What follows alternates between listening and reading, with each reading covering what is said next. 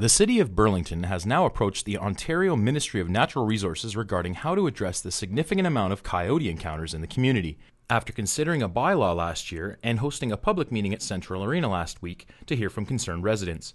Halton Region states that about 500 reports of coyote sightings occur each year, but the city says its hands are tied, as the ministry says they can't trap them, unless they're a danger to humans or property, and even if they could, coyotes are extremely intelligent and very difficult to live trap.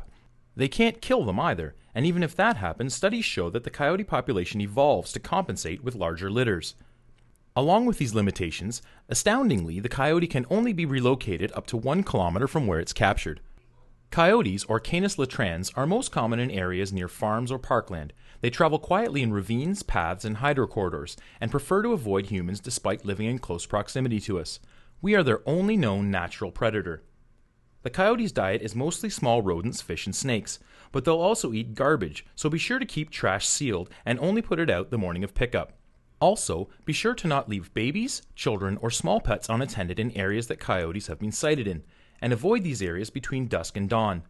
If you encounter one, you should wave your arms and shout.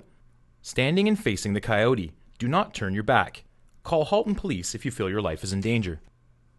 Many residents are fearful of the coyote's presence in the city, but it seems that cooler heads are prevailing at this time.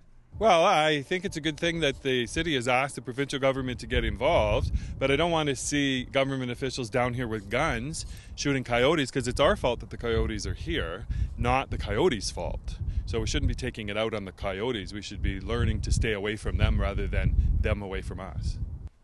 And it seems our politicians agree, as Burlington MPP Eleanor McMahon states, as an urban community built in and around green spaces like the Coots to Escarpment Eco Park, a provincial park, and several conservation areas, Burlington has many natural habitats where wildlife live.